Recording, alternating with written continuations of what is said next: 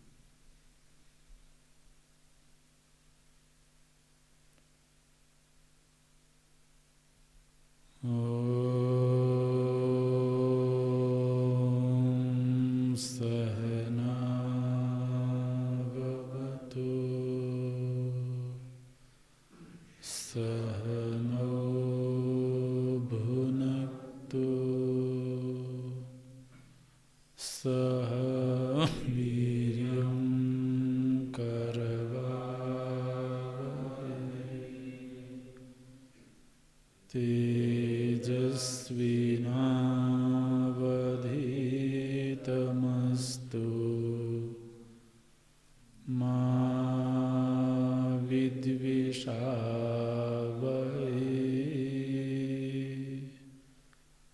ॐ शान्तिः शान्तिः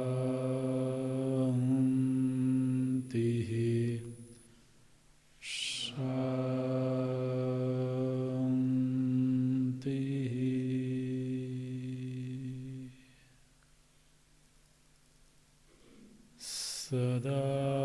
सदाशिव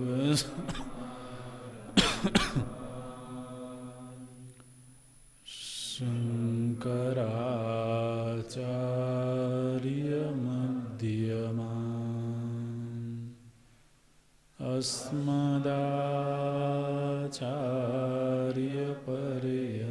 अस्मदाचार्यपर्यन्ताम् वन्दे गुरुपरम्पराम्।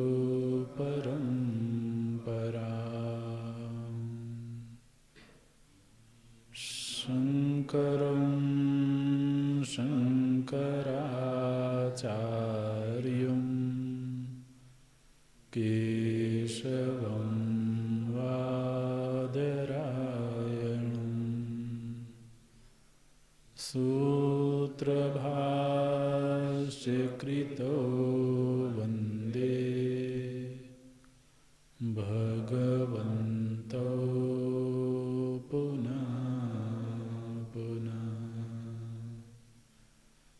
भगवन्तौ पुनः पुनः।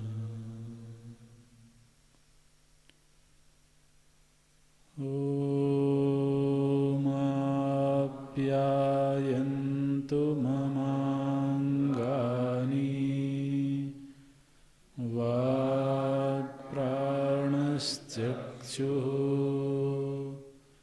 श्रोत्रमथो बलमिन्द्रियाणि च सर्वाणि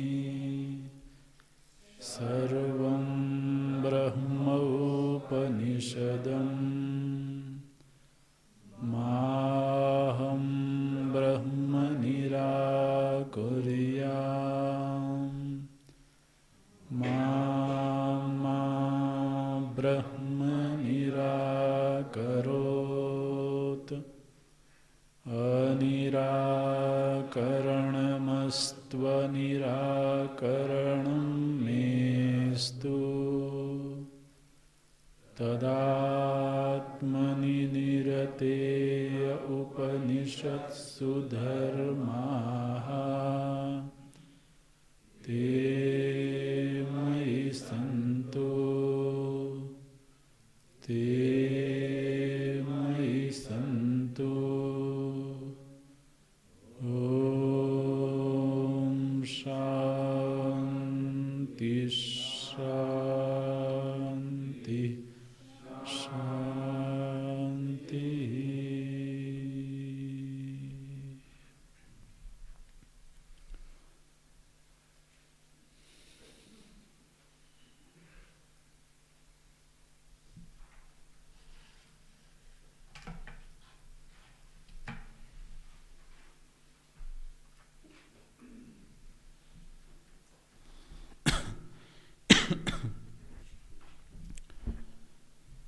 भूताश्रयम् इति चेत् न साधनत्वात् कर्तृक्रियायाः साधनभूतानि भूतानि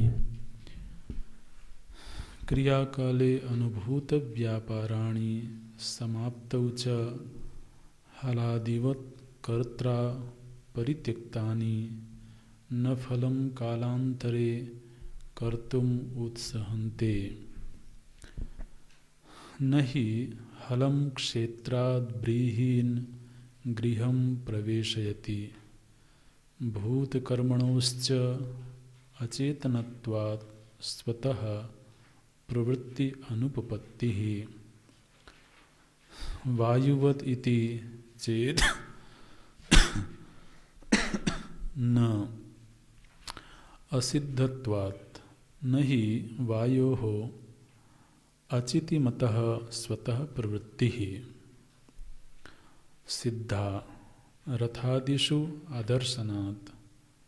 शास्त्रात् कर्मणः एव इति चेत् शास्त्रं हि क्रियातः फलसिद्धिम् आह न ईश्वरादेः स्वर्गकामो यजेत् इत्यादि।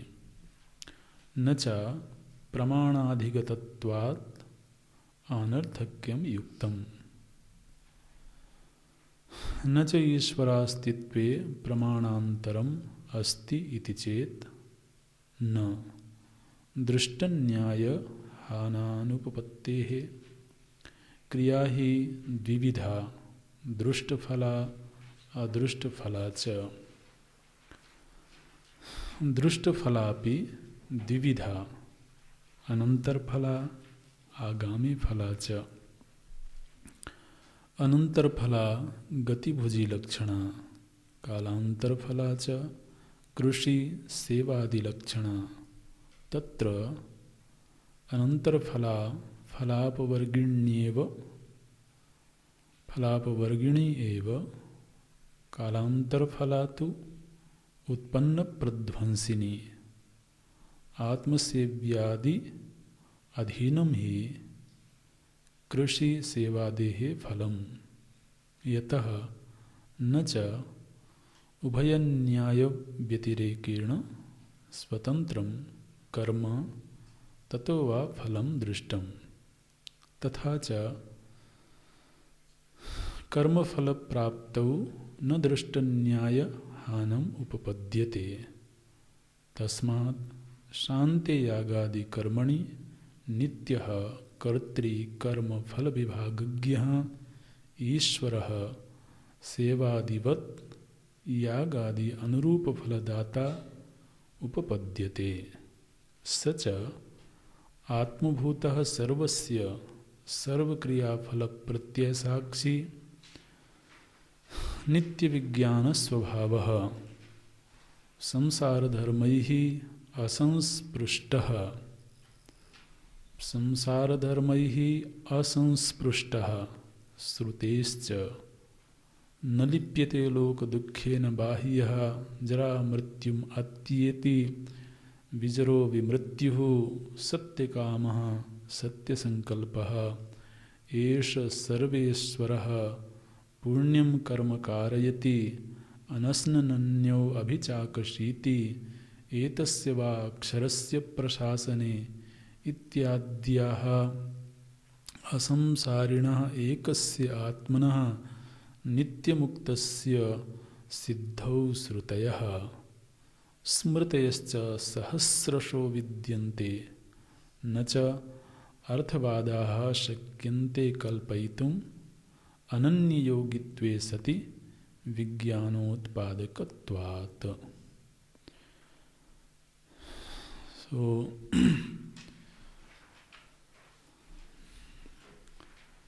मीमांसा दर्शन की ओर से प्रबल तर्क प्रस्तुत किया गया। शास्त्रों में फल का हेतु कर्म को बताया गया है। शास्त्रात् कर्मणः एव इति च, कर्मणः एव इति च कर्मणः फल हेतुत्वम, ऐसे तो वाक्य पूरा करना चाहिए। शास्त्रात्, शास्त्रात् माने शास्त्र के द्वारा, शास्त्र की ओर से यह निश्चय किया गया है, ये विधान किया गया है कि जो फल है उसका हेतु कर्म में है। शास्त्रम ही क्रियातः फल सिद्धिम आह, फल सिद्धिम आह, फल की सिद्धि के विषय में बताया है। किसने बताया है? शास्त्रम ही, शास्त्र के द्वारा यह बताया गया है फल की सिद्धि होती है। कैसे होती है? क्रियातः फल सिद्धिम, क्रिया के द्वारा ही फल की सिद्धि होती है। न ईश्वरादेह, ईश्वर के द्वारा फल की सिद्धि नहीं होती है। और इसीलिए तो वेदों ने ये बात कही है कि यदि किसी को स्वर्ग रूपी फल चाहिए तो उसे विशेष प्रकार का कर्म, सत्कर्म, यज्ञ रूपी कर्म का अनुष्ठान करना चाहिए। यज्ञ आदि करने से क्या होगा? बोले देवताओं की प्रसन्नता होगी और देवताओं के प्रसाद से तो हमें अभीष्ट फल की प्राप्ति होगी। इसमें ये ध्यान रखना है कि जो पूर्व मीमांसा दर्शन है वो देववाद को स्वीकार करता है, ईश्वरवाद को स्वीकार नहीं करता।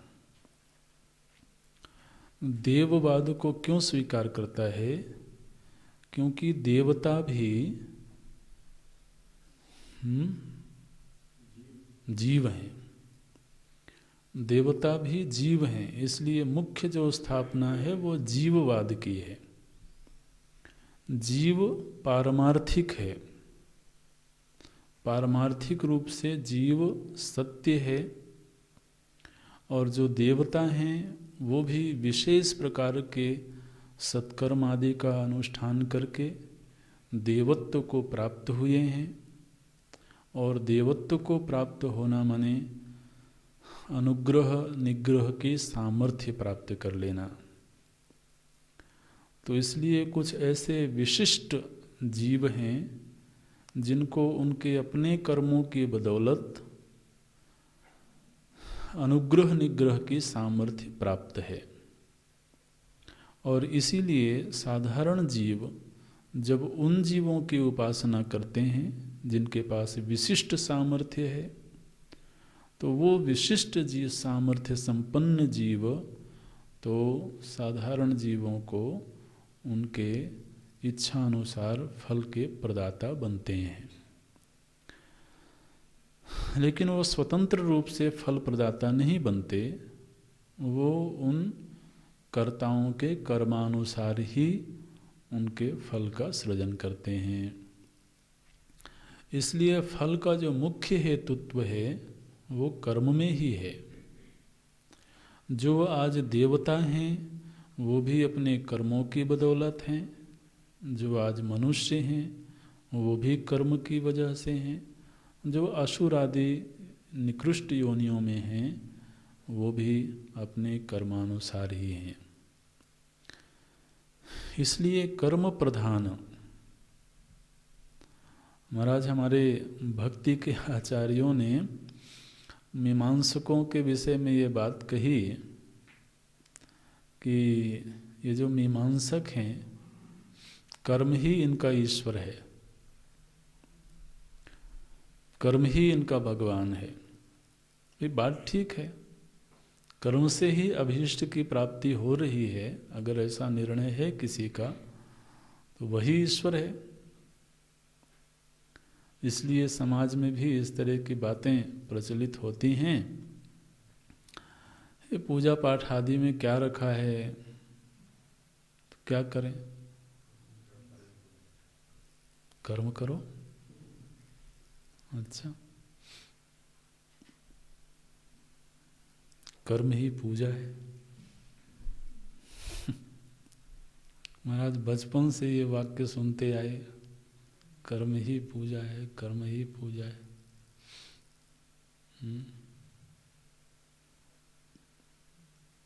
किसी को जबरदस्त डंडा मारा, बोले कर्म ही पूजा है। भाई कर्म किया हमने। तो हम तो पूजा कर रहे थे आपकी, आप काहे को परेशान हो रहे हो?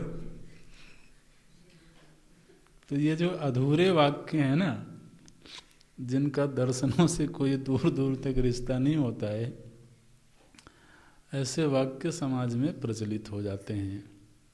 Work is worship. वाह क्या बात। तो महाराज तो फिर सारी दुनिया तो पूजा में ही लगी हुई है, हम ही लोग निठल्ले बैठे हैं।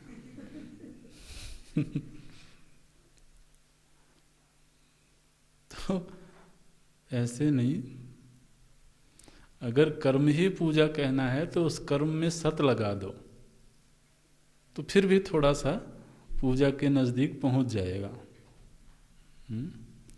सत्कर्म ही पूजा है, ऐसा कर लो। लेकिन अब एक कर्म ही पूजा है तो बड़ी आधी अधूरी सी बात है। तो कर्म की जो महिमा है वो बहुत है। आप देखिए वेदों का मैंने 80% हिस्सा कर्म को समर्पित है,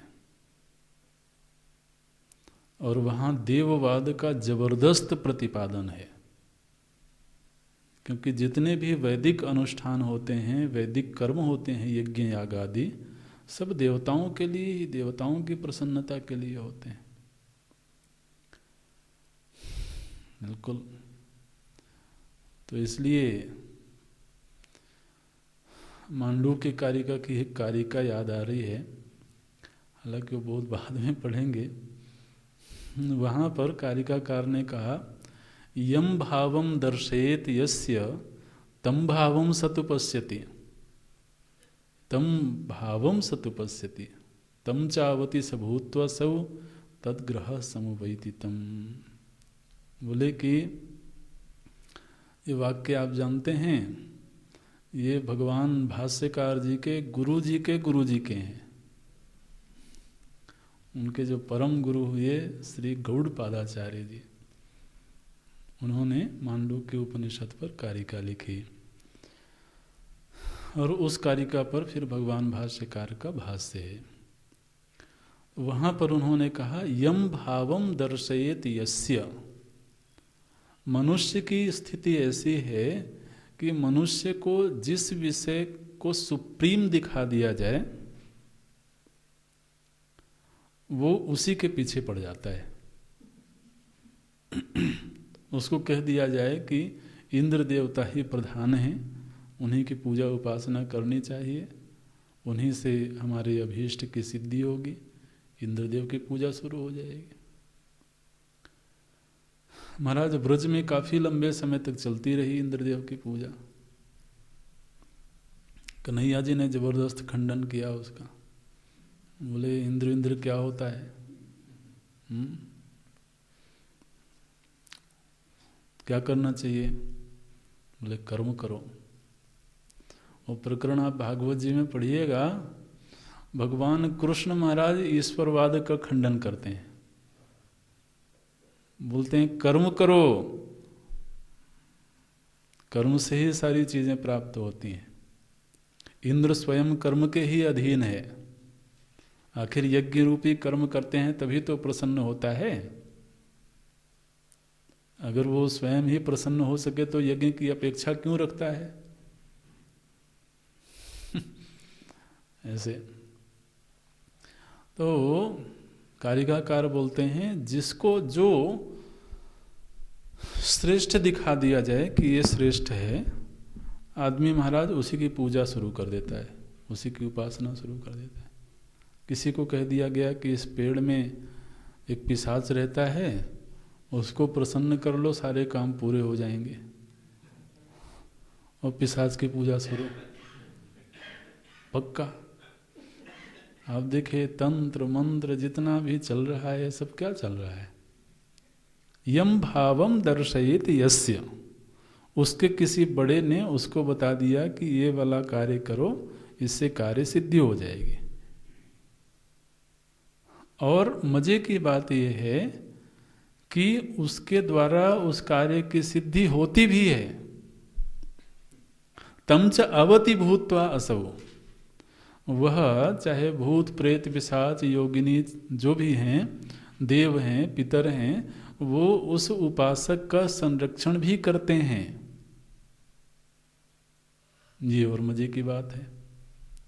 और चूंकि उनको उनसे संरक्षण प्राप्त होता है तो फिर वो उन्हीं को अपना उपास्य समझ के जीवन जीता है। तो इसलिए मीमांसकों ने कहा कर्म ही श्रेष्ठ है, और ये किसी धरातल पर बिल्कुल सत्य है, इसमें कोई अन्यथा नहीं है। तो उन्होंने कहा शास्त्र ने ये बात कही है कि फल का हेतुत्व कर्म में है, इसलिए, और उन्होंने ये कहीं नहीं बताया कि फल का हेतु सीधे ईश्वर में है। और शास्त्र प्रमाण से जो अधिगत जो सिद्धांत है उसको आप अनर्थ सिद्ध करोगे। क्या बोलते हैं? न च प्रमाणाधिगतत्वात्, प्रमाण से जो अधिगत है, माने प्रमाण वेद प्रमाण से जो सिद्धांत सिद्ध हुआ है, पुष्ट हुआ है, वो कभी भी अनर्थक नहीं हो सकता है। ये वाक्य देखा। बोलते हैं वेद को तो आप भी प्रमाण मानते हो, हम भी प्रमाण मानते हैं, और वेद प्रमाण से अगर कोई बात कही गई है तो बात कभी भी अनर्थक नहीं हो सकती है। न च प्रमाणाधिगतत्वात्, प्रमाण से अधिगत होने की वजह से, प्रमाण से सिद्ध होने से अनर्थक्यम युक्तम, न च, न पहले से आएगा तो न अनर्थक्यम युक्तम, तो अनर्थक नहीं कहना चाहिए। और दूसरी बात यह है न च ईश्वरास्तित्वे प्रमाणांतरम अस्ति, और ईश्वर के अस्तित्व के विषय में तो कोई प्रमाण भी नहीं है, जबकि कर्म के विषय में प्रमाण है। भगवान भाष्यकार कहते हैं हम आपके इस वक्तव्य का पूरा सम्मान करते हैं। आखिर भी कोई अगर वेद को प्रमाण मान रहा हो तो सम्माननीय तो है ही, उसको थोड़ा और ऊंचा आसन देना चाहिए। तो भगवान भाष्यकार इस बात पर कोई मना नहीं करते हैं, लेकिन बोलते हैं ना, अभी आप वेद प्रमाण की ओर मत जाइए, अभी तो प्रत्यक्ष प्रमाण पर ही हम कुछ बात करना चाहते हैं।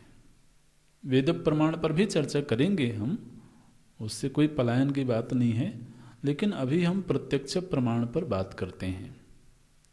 कर्म और फल का जो संबंध है, इस संबंध की सिद्धि दृष्ट न्याय से होती है। दृष्ट न्याय माने जो दिख रहा है, जो प्रत्यक्ष है।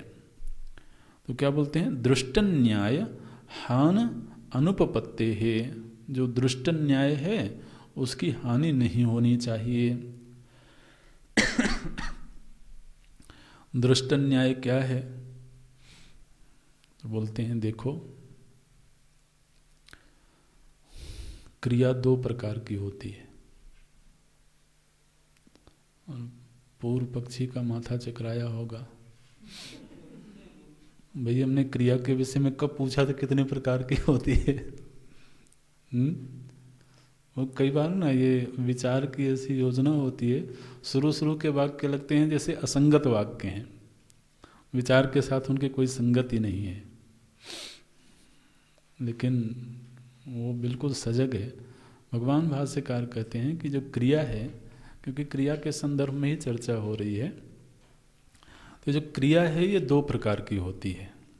अच्छा, क्रिया ही द्विविधा, दृष्ट फला अदृष्ट फला च। निश्चित रूप से कोई भी क्रिया होगी तो फलवती होगी, उसका कोई ना कोई फल होगा। अब क्रिया के ही दो विभाग दिखाई देते हैं, जिनमें कुछ क्रियाएं ऐसी होती हैं जिनका फल के साथ संबंध जोड़ा जा सकता है। ठीक है ना? जैसे आज हमें कोई फल मिल रहा है, तो इस फल का पूर्व की किस क्रिया से संबंध है ये हम जोड़ सकते हैं। उसको बोलते हैं दृष्ट फला क्रिया। दृष्ट फला क्रिया माने क्रिया और उससे मिलने वाले फल, इन दोनों का संबंध जोड़ा जा सके कि ये वाली क्रिया हुई थी इसलिए ये फल प्रकट हो रहा है। लेकिन जीवन में कुछ ऐसी भी क्रियाएं होती हैं जो क्रिया तो हो जाती हैं, लेकिन उससे कौन सा फल प्रकट हुआ या कौन सा फल प्रकट होगा ये संबंध जोड़ना मुश्किल होता है। आज के दिन कुछ ऐसे फल भी मिलते हैं जिन फलों का पूर्व की किसी भी क्रिया से संबंध जोड़ पाना संभव नहीं दिखता है। माने फल तो मिल रहा है, लेकिन ये किस कर्म का फल मिल रहा है ये दिखाई नहीं देता है, तो वह अदृष्ट फला क्रिया हो गई। तो कुछ क्रियाएं ऐसी हैं जिनका फल के साथ संबंध जुड़ रहा है, कुछ क्रियाएं ऐसी हैं जिनका फल से संबंध नहीं जुड़ता है। तो क्रिया में ही ये दो विभाग दिखाई देते हैं, दृष्ट फला क्रिया और अदृष्ट फला क्रिया। अब यह जो दृष्ट फला क्रिया है, इसके पुनः दो विभाग हो जाते हैं। माने जिन क्रियाओं का संबंध फल से जोड़ा जा सकता है, वो क्रियाएं भी दो भागों में बंट जाती हैं। दृष्ट फला अपि द्विविधा, ये जो दृष्ट फल रूपी क्रिया है ये भी द्विविधा, दो प्रकार की होती है। कौन से दो प्रकार हैं?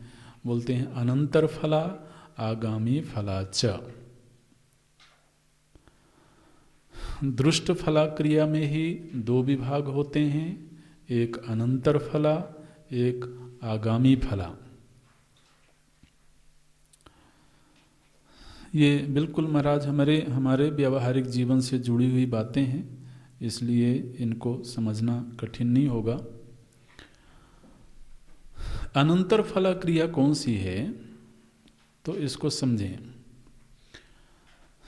कोई क्रिया ऐसी होती है जिस क्रिया को हमने संपादित किया और तत्क्षण उसका फल मिल गया, तो अनंतर फला। अनंतर फला का मतलब क्रिया करने के अनंतर ही उसका फल हमारे सामने प्रकट हो गया। जिसे दृष्टांत देकर के समझाते हैं, अनंतर फला गति भुजी लक्षणा। तो दृष्टांत से अनंतर फला क्रिया को समझा देते हैं। गति भुजी माने कहीं गमन किया हमने, भुजी माने भोजन करना। तो जैसे हमने कहीं की यात्रा करी, तो यात्रा रूपी कर्म हो रहा है, और यात्रा रूपी कर्म जैसे ही संपन्न हुआ हमको लक्ष्य मिल गया जहां हम पहुंचना चाहते थे। तो गमन रूपी जो क्रिया है वो तत्क्षण ही फलवती हो गई। ठीक है ना? और भोजन किया हमने, भोजन की किस लिए किया? तृप्ति के लिए भूख मिटाने के लिए। तो जैसे ही हमने भोजन किया, भूख मिट गई, तो तत्क्षण फल मिल गया उसका।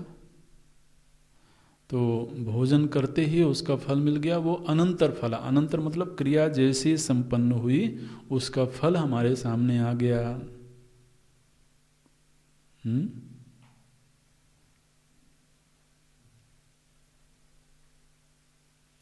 किसी को आपने स्नेह से देखा तो तुरंत ही सामने से फल आ गया, और किसी को क्रोध से देखा तो भी फल आ गया। कई बार नहीं भी आता है।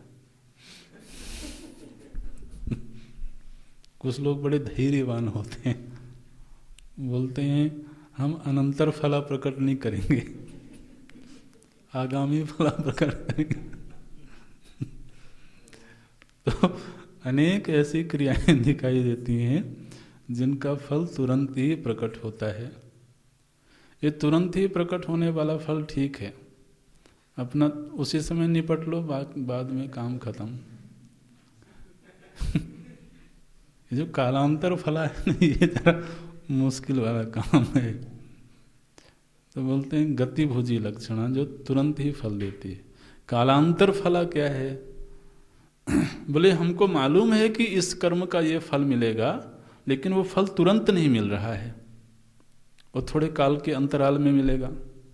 जिसे दृष्टांत देते हैं कृषि सेवादि लक्षणा।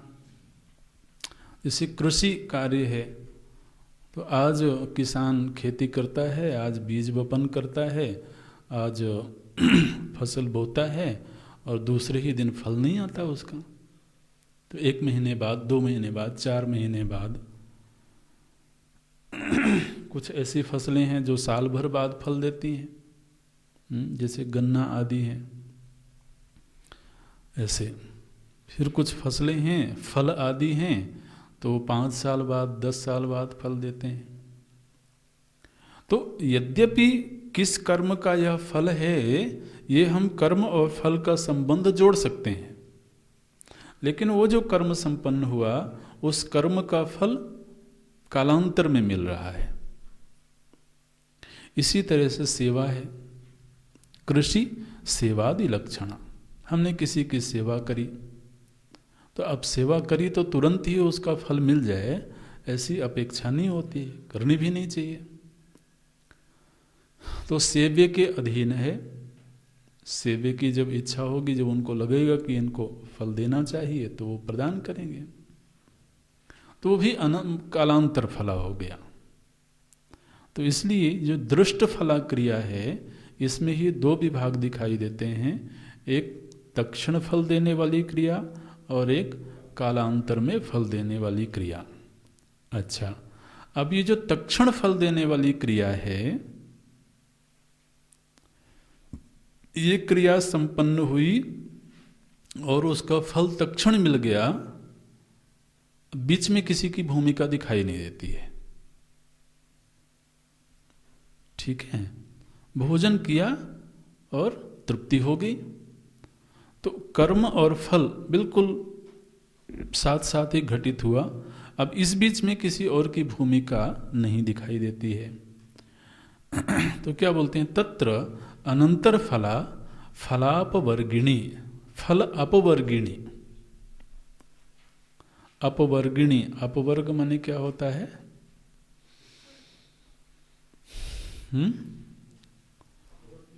हाँ, अपवर्ग का अर्थ वैसे मोक्ष होता है मुख्य रूप से, लेकिन अपवर्जनम अपवर्ग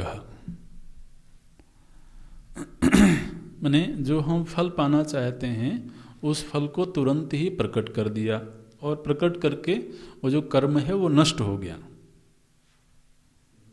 अपवर्ग हो गया माने मोक्ष हो गया, मुख्य अर्थ तो ये है। तो मोक्ष हो जाना माने वो कर्म नष्ट हो गया। फल प्रकट किया और वो कर्म तत्क्षण ही नष्ट हो गया।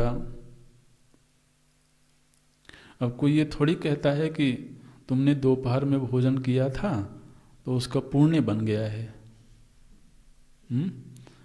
अब अगले जीवन में उसका फल मिलेगा। वो तो एक भोजन रूपी कर्म हुआ और उस कर्म का फल तुरंत मिला और फल दे करके वो कर्म नष्ट हो गया, उसका अपवर्ग हो गया, माने नष्ट हो गया। लेकिन जो कालांतर फला क्रिया है जिसका फल बाद में मिलेगा, वो जो कर्म है वो तब तक जीवित रहेगा जब तक उसका फल हमारे सामने प्रकट न हो जाए। ठीक है।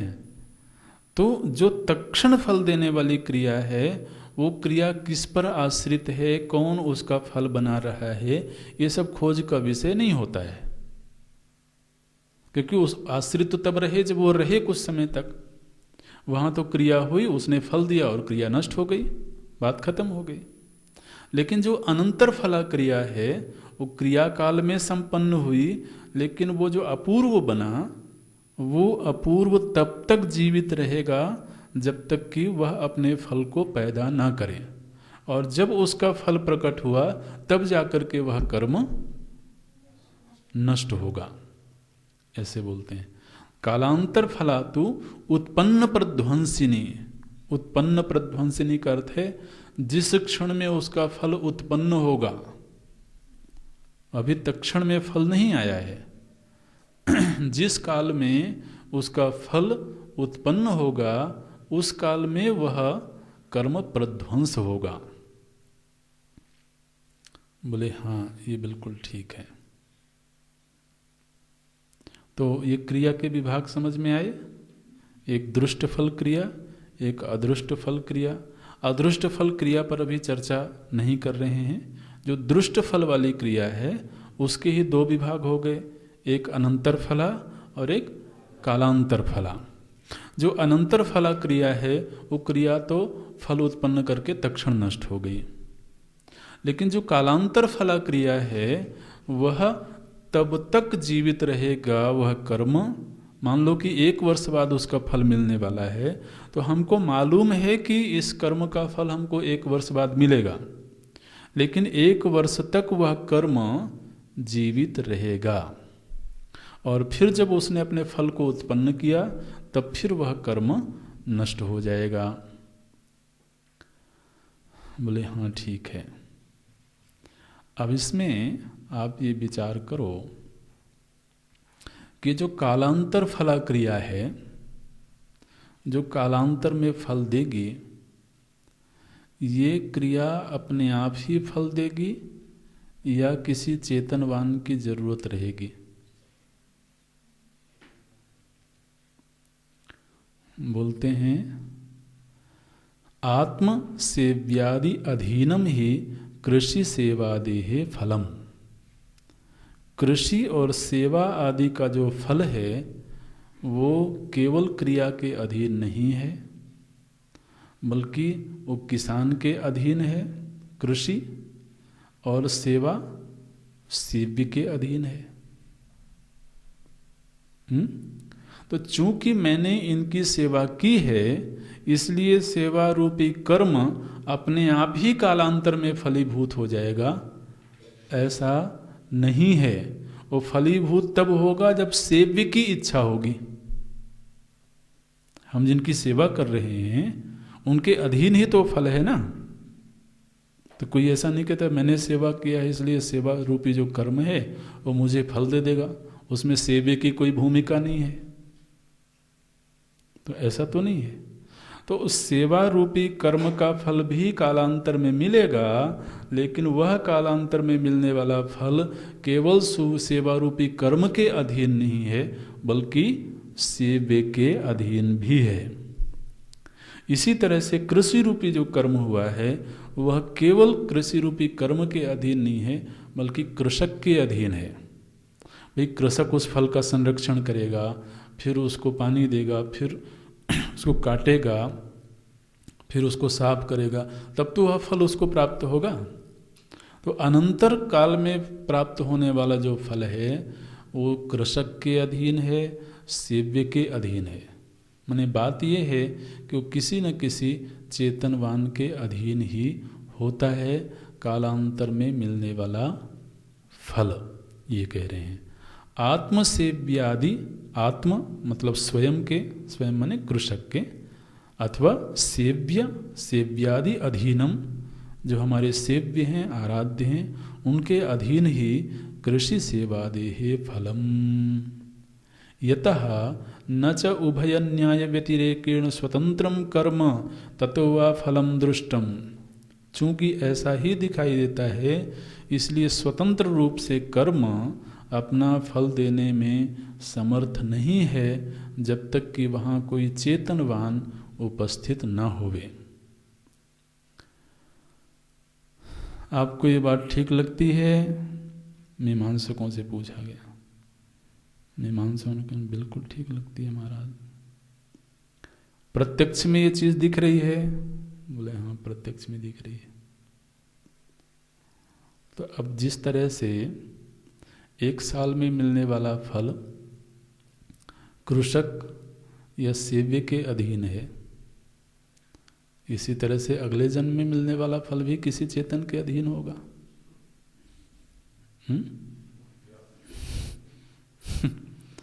ठीक है ना? आप क्या कह रहे थे कि जो कर्म है वो स्वयं ही स्वतंत्र रूप से फल दे देता है। अरे प्रत्यक्ष में ही ऐसा नहीं दिखाई देता है। सेवा का फल भी महाराज कालांतर में मिलता है, किसी के अधीन रहता है। माने दोनों तरह की सेवा का, दोनों तरह की सेवा समझते हैं ना? चाहे प्रेम पूर्वक की गई हो और चाहे क्रोध पूर्वक की गई हो। महाराज लोग याद रखते हैं, अभी इसका बदला चुकाना है, प्रतिशोध अभी पूरा नहीं हुआ है। अच्छा, इसने उस समय मुझको गाली दी थी, इसने उस समय पर मेरा इतना नुकसान करवाया था, और 10 साल बाद भी, 20 साल बाद भी वो जो आपका सेव्य है, जिसकी सेवा की गई है, वो याद रखता है महाराज, और फिर मौका तलाशता है और उचित माने देश और काल प्राप्त हुआ, वह जो कर्म है वो फलोन्मुखी हुआ। तो वो कर्म जब फलोन्मुखी हुआ तो कर्म अपने आप ही फलोन्मुखी हो गया क्या? वो फिर राइफल खरीदता है प्रतिशोध लेना है, तो सारी योजना बनाता है। तो किसी जीवंत, किसी चेतनवान के अधीन ही अनंतर वो कालांतर फला क्रिया होती है, ये कह रहे हैं। न स्वतंत्र कर्म ततो वा फलम दृष्टम तथा च कर्म फल प्राप्त न दृष्ट न्यायहानम उपपद्यते। इस तरह से जो दृष्ट न्याय है, जो प्रत्यक्ष ही दिख रहा प्रमाण है, उसकी हानि तो नहीं हो सकती है।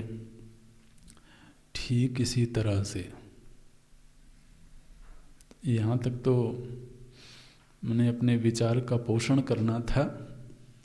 अब हे मीमांसक महोदय, आपने ये जो बात कही थी कि स्वर्ग कामो यजेत, स्वर्ग की कामना वाला व्यक्ति यज्ञ करे और यज्ञ करने से उसको स्वर्ग की प्राप्ति हो जाएगी, ये बात सही है कि यज्ञ करने से स्वर्ग की प्राप्ति हो जाएगी। लेकिन वो जो यज्ञ रूपी कर्म संपादित हुआ है, वो कर्म किसी के अधीन है, किसी चेतनवान के अधीन है। और वो जो चेतनवान जब चाहेगा, जब फल का समय उचित होगा, तभी वह आपको स्वर्ग प्रदान करेगा। कर्म स्वतंत्र रूप से आपको वह फल प्रदान नहीं कर सकता है। देखिए आगे का वाक्य बड़े महत्व का वाक्य है। ये वाक्य महाराज वेदांत को पूर्व मीमांसा से जोड़ देता है। पूर्व मीमांसा ने कहा यज्ञ का फल वह कर्म स्वयं ही दे देता है। वेदांत क्या कह रहा है? देखिए, तस्मात् शांते यागादि कर्मणि, जो यज्ञ रूपी कर्म है वह कर्म काल में तो पूरा हो गया, क्रिया की शांति हो गई, लेकिन क्रिया की शांति हो जाने के बाद भी जो अपूर्व बना है वह अपूर्व फलीभूत कब होगा? जब नित्य कर्तृ कर्म फल विभागज्ञ ईश्वरः सेव्यादिवत् यागादि अनुरूपम फलदाता उपपद्यते। ये वाक्य है। मने मीमांसा दर्शन ये कह रहा है कि आपने यज्ञ रूपी कर्म किया और वह कर्म स्वयं ही आपको अपना फल बाद में प्रदान कर देगा। भगवान भाष्यकार क्या कह रहे हैं कि उस कर्म के अनुसार फल अवश्य मिलेगा, इसमें कहीं कोई अन्यथापत्ति नहीं है। जैसा कर्म किया गया है तदनुरूप फल अवश्य में वो मिलेगा, लेकिन तत्र कश्चित फल प्रदाता विद्यते, वहां कोई फल प्रदान करने वाला विद्यमान है। यागादि अनुरूप फलदाता, जैसा यज्ञ किया गया है, जैसा कर्म किया गया है, उसके अनुरूप ही फल देगा वो। ये बात बिल्कुल सही है। हमने जैसी कमाई की है उस कमाई के अनुसार वो महाराज बहुत न्यायप्रिय है, वो किसी के साथ अन्याय नहीं करता। माने हमने किया इतना और फल इतना मिले, ऐसा नहीं। या किसी ने थोड़ा किया और ज़्यादा मिल गया, ऐसा भी नहीं है। यागादि अनुरूपम, जैसा यज्ञ किया है उसके बिल्कुल अनुरूप फलदाता उपपद्यते, उस यज्ञ के अनुरूप वो फलदाता सिद्ध होता है। वो फलदाता कौन है?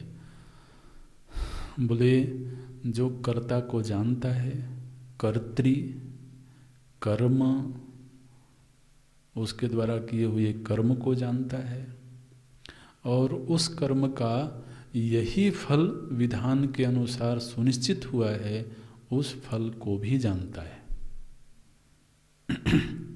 पूर्व में भगवान भाष्यकार केवल 2 बातें की थी, भोक्तृ कर्म विभागज्ञ। यहां पर अब एक शब्द और जोड़ देते हैं, कर्तृ कर्म फल विभागज्ञ।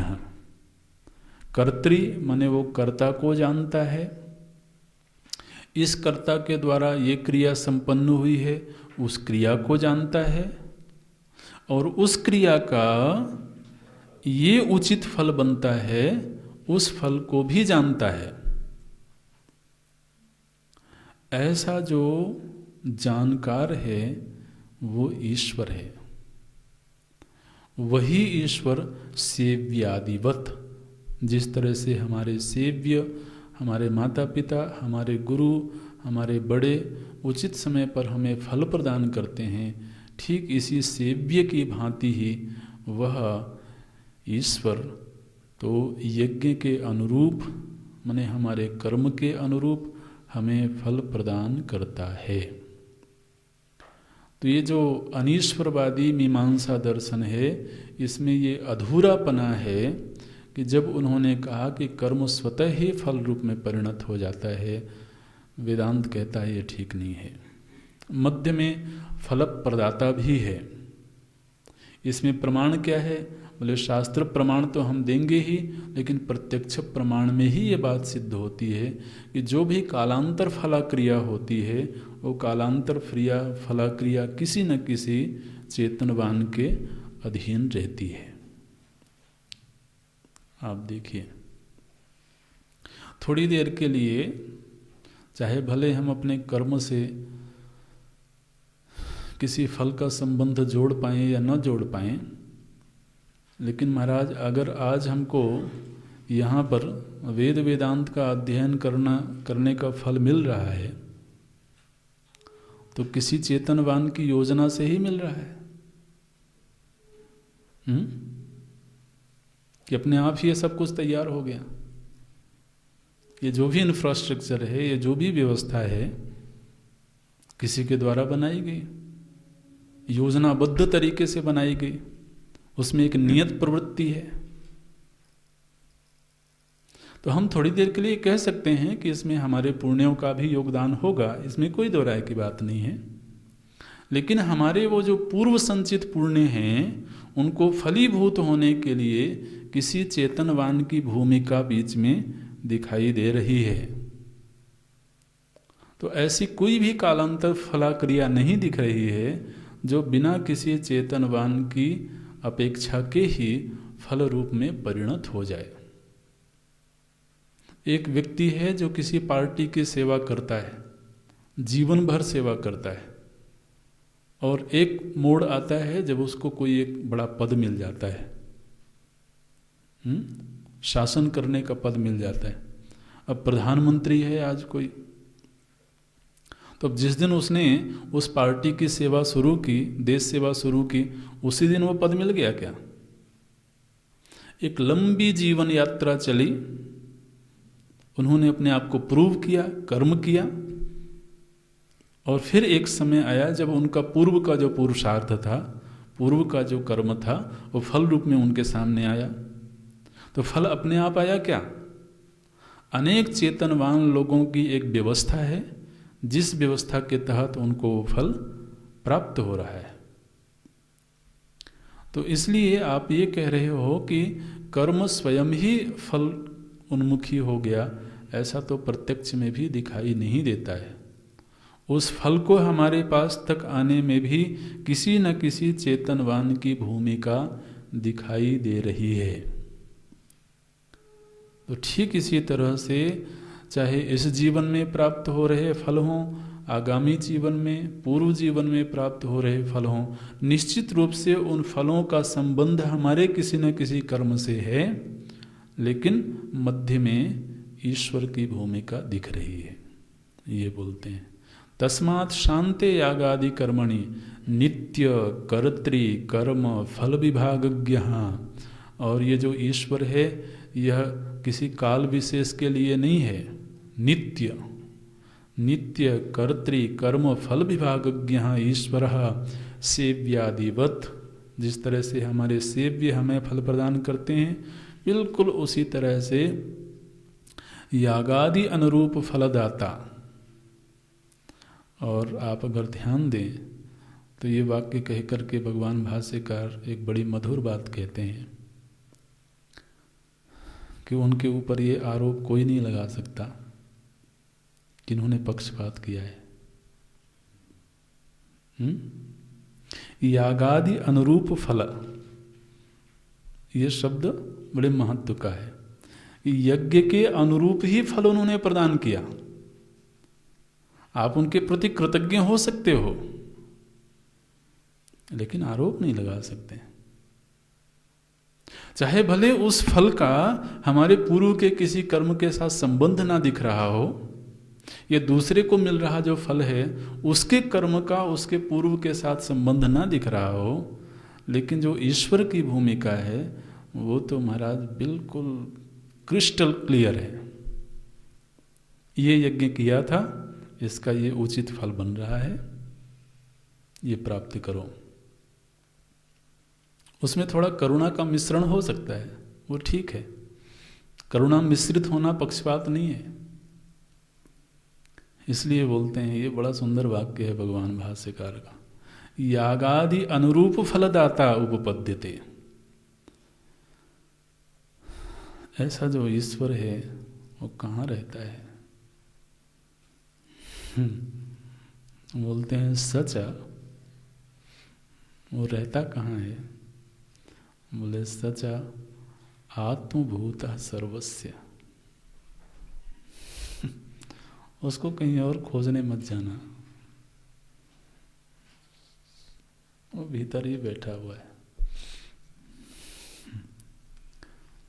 दिल में बसती है तस्वीरें यार, जब नजर झुकाई देख लिया, तो वो तो आत्मभूत है। ये बड़ा सुंदर शब्द है। बोले वो अन्य नहीं है, आत्मभूत हो गया। ये भी कह सकते थे कि स आत्मा, यहां पर आत्मा नहीं बोलते हैं, बोले वो आत्मभूत हो गया, माने तुमसे मिल गया, वो तुमसे पृथक नहीं रहा, अन्य नहीं रहा। अच्छा महाराज, किसके भीतर जाके बैठा है जरा बताओ तो, मैं उसी को पकड़ूं। बोले सर्वस्य। सच सच माने सविभागज्ञ, स ईश्वर, स नित्य कर्तृ कर्म फल विभागज्ञ ईश्वर। सच वह जो ईश्वर है वो कहाँ है? बोले आत्मभूत सर्वस्य। ये बड़ी सुंदर बात है। वो महाराज आत्मा बन करके बैठा है, और निश्चित रूप से अगर वो आत्मा बन करके बैठा है तो फिर उससे तो कोई भी क्रिया छिपी है नहीं। तो क्रिया विभागज्ञ तो हो ही गया वो, और कर्ता विभागज्ञ भी हो गया। वो जब कर्ता के ही भीतर बैठा है तो कर्ता को भी जानता है और उसके द्वारा संपादित हो रही क्रिया को भी जानता है। क्या बोलते हैं? सर्व क्रिया फल प्रत्यय साक्षी। कहीं अगर दूर बैठा होता तो कभी नजर इधर उधर भी चली जाती। ठीक है ना? अभी वो दूसरे को देखने में व्यस्त थे, हमारी ओर ध्यान दिया नहीं, तब तक हमने कुछ और कर लिया, तब तो फिर भी बात बन जाती। यहाँ तो बात ऐसी है कि वो ओझल है ही नहीं।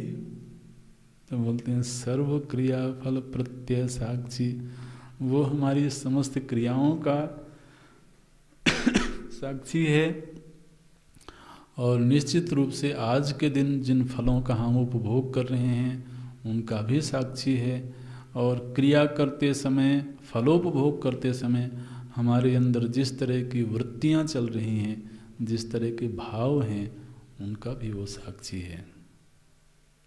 सचा आत्मभूता सर्वस्य सर्व क्रिया फल प्रत्यय साक्षी नित्य विज्ञान स्वभाव। महाराज वो ऐसा साक्षी है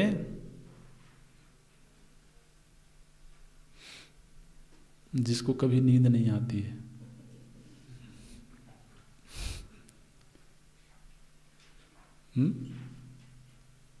नित्य विज्ञान स्वभाव माने क्या? जिसके ज्ञान का कभी लोप नहीं होता।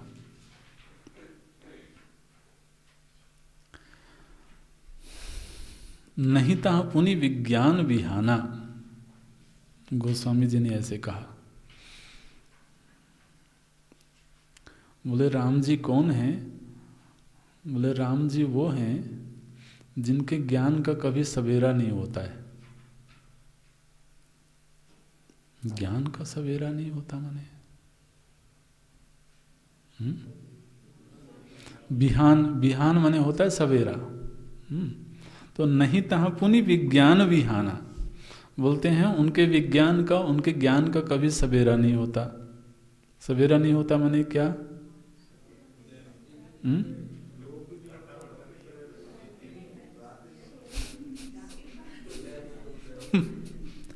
अरे रात्रि ही नहीं हुई तो सवेरा कहाँ से होगा?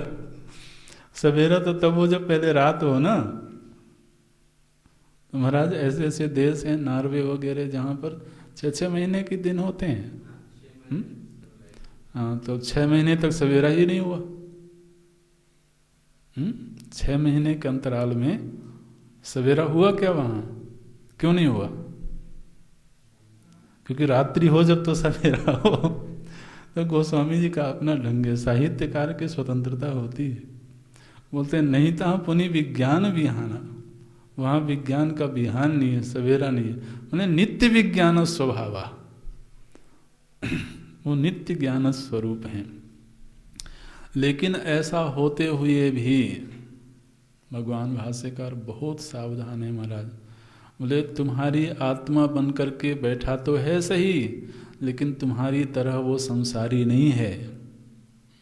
नहीं तो कहोगे कि भाई मेरी ही आत्मा बन गया और मैं तो संसारी हूं, तो फिर क्या हुआ? वो भी संसारी हो गया। बोलते हैं नहीं, संसार धर्म ही असंस्पृष्ट, वो संसरण से सर्वथा मुक्त है, रहता तुम्हारे ही भीतर है, लेकिन भीतर रह करके भी वो संसरण से सर्वथा रहित है। भागवत जी ने इन्हीं को कहा अविज्ञात सखा। एक सखा है, पुरंजन नाम का एक व्यक्ति है, एक जीव है, उसका एक सखा है महाराज, उसके साथ रहता है, हर पल साथ रहता है, लेकिन वो उसके सुख दुख में हिस्सेदार नहीं बनता, उसका संसरण नहीं होता है। संसार धर्म ही असंस्पृष्ट श्रुतेश्च, श्रुतियों ने ऐसा ही सिद्ध किया है कि वह असंसारी रहते हुए भी सभी कर्ताओं के भीतर दृष्टा बन करके, साक्षी बन करके रहता है, और वही उसके कर्मानुसार फलों का प्रदाता है। बड़ी मजेदार बात है। क्या हमारे द्वारा जो कर्म संपादित हुए, वो कर्म कहाँ रह रहे हैं?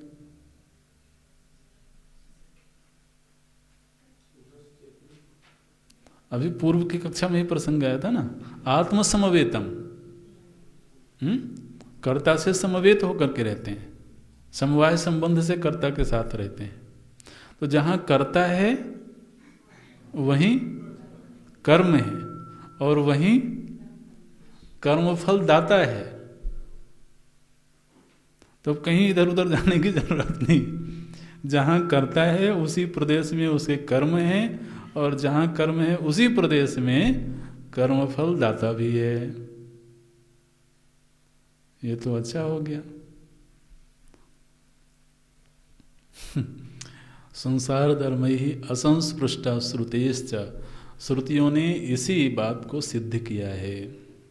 न लिप्यते लोक दुखे न बाह्यः, आपने कहा था कि श्रुति प्रमाण से हम अपनी बात कह रहे हैं, भगवान भाष्य कह रहे हैं, हम भी अपनी बात श्रुति प्रमाण से ही कह रहे हैं। क्या कह रहे हैं? अनेक श्रुतियों का उदाहरण देते हैं, बोलते हैं वह जो परमात्मा है सभी के भीतर रहते हुए भी वह किसी के दुख से संलिप्त नहीं होता है। न लिप्यते लोक दुखे न बाह्य, ये जो लोक है, जो व्यक्ति है, ये अपने कर्मानुसार सुखी दुखी होता रहता है, लेकिन वो जो ईश्वर है वो उससे दुखी सुखी नहीं होता है। दूसरी श्रुति ने कहा जरा मृत्युम अत्येति, वह जो ईश्वर है वो जरा और मृत्यु आदि जो विकार हैं उनसे उपराम रहता है, उनसे अत्येति माने एक कदम ऊपर रहता है वह। विजरो विमृत्यु हो, उसमें ना तो जरावस्था है और ना ही उसकी मृत्यु होती है। सत्य काम सत्य संकल्प, वह जो परमात्मा है वो जो काम करता है माने जो भी उसमें इच्छा प्रकट हो जाती है वो तत्क्षण फलीभूत हो जाती है। उसका काम माने उसकी इच्छा सत्य है, उसका संकल्प सत्य है। येष सर्वेश्वर, यही जो आत्मदेव हैं ये कैसे हैं? बोले सर्व के ईश्वर हैं, सर्व पर शासन करते हैं। पुण्यम कर्म कारयति, महाराज ये जो परमात्मा है ये सभी के भीतर बैठ करके कर्ता जब कोई पुण्य कर्म कर रहा होता है तो उसका प्रोत्साहन करता है। ये ईश्वर के जो अंतर्यामी रूप में सिद्धि है ना, ये बड़ी अद्भुत है। ये कुछ नहीं करते हुए सब कुछ करते हैं। सब कुछ कैसे करते हैं? जब हम पुण्य कर्म करते हैं तो वो प्रोत्साहन करते हैं, और जब हम कोई अपराध करते हैं तो वो आदमी कहता है मुझको बड़ी ग्लानि हो रही है, कहते हैं ना, बड़ी ग्लानि हो रही है। क्यों भाई ग्लानि क्यों हो रही है? ग्लानि इसलिए हो रही है कि अंदर बैठा हुआ जो है वो हमारे उस कर्म का सहयोग नहीं कर रहा है। ध्यान देना, ये ग्लानि की वृत्ति कब पैदा होती है? हमारे भीतर बैठा हुआ अंतर्यामी जब हमारे द्वारा संपादित किसी क्रिया का सहयोग ना कर रहा हो तो ग्लानि की वृत्ति जन्म लेती है। और जब कोई शुभ कार्य हो रहा हो तो अंदर से एक उत्साह जन्म लेता है।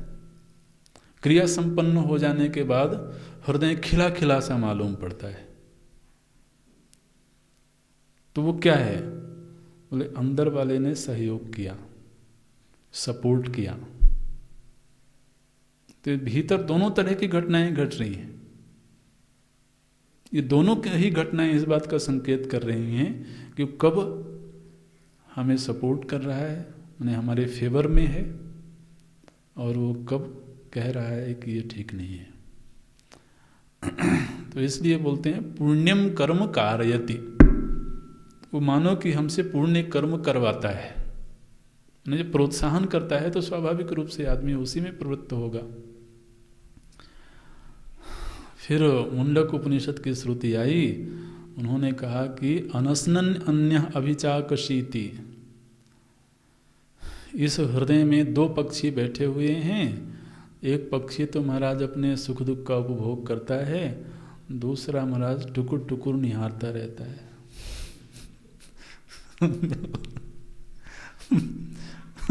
अनसनन अन्य, बिना उपभोग के देखता है।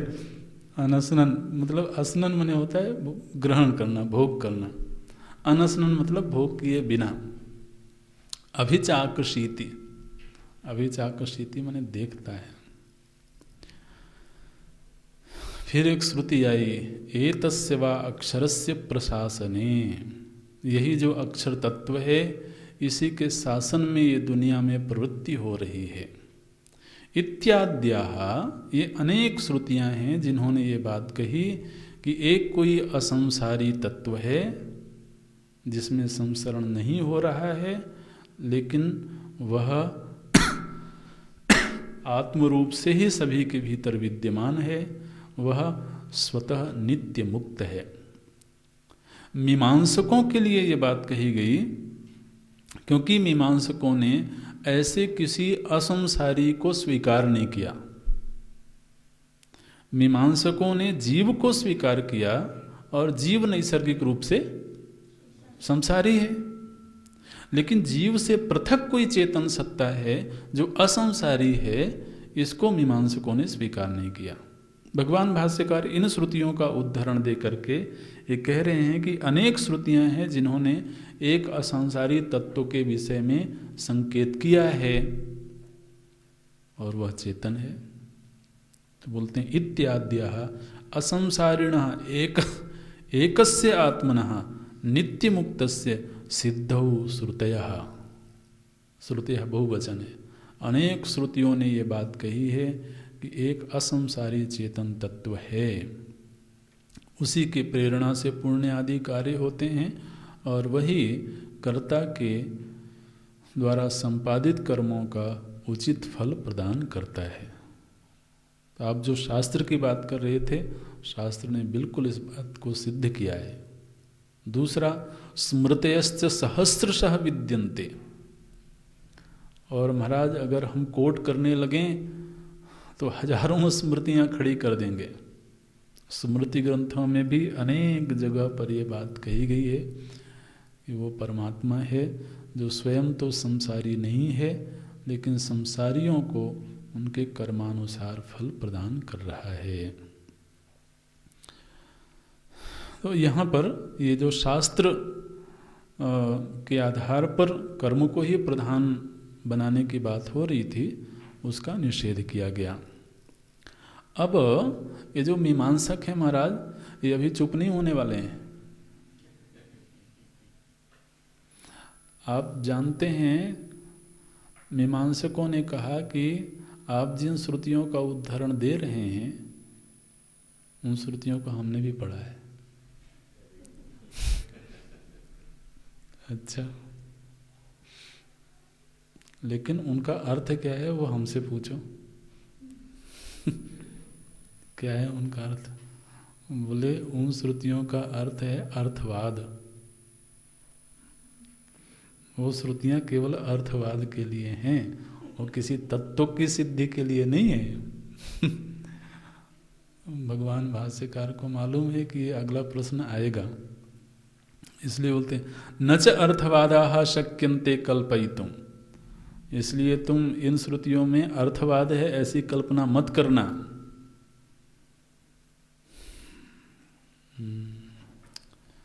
क्यों मत करना? बोले अनन्य योगित्वे सति विज्ञानोत्पादकत्वात्, ये हेतु दिया गया है। अगली कक्षा में देखते हैं।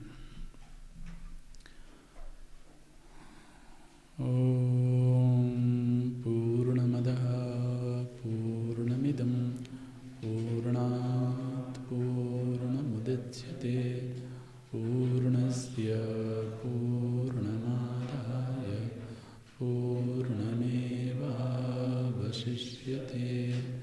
ओम शांति शांति शांति। हरि ओम। श्री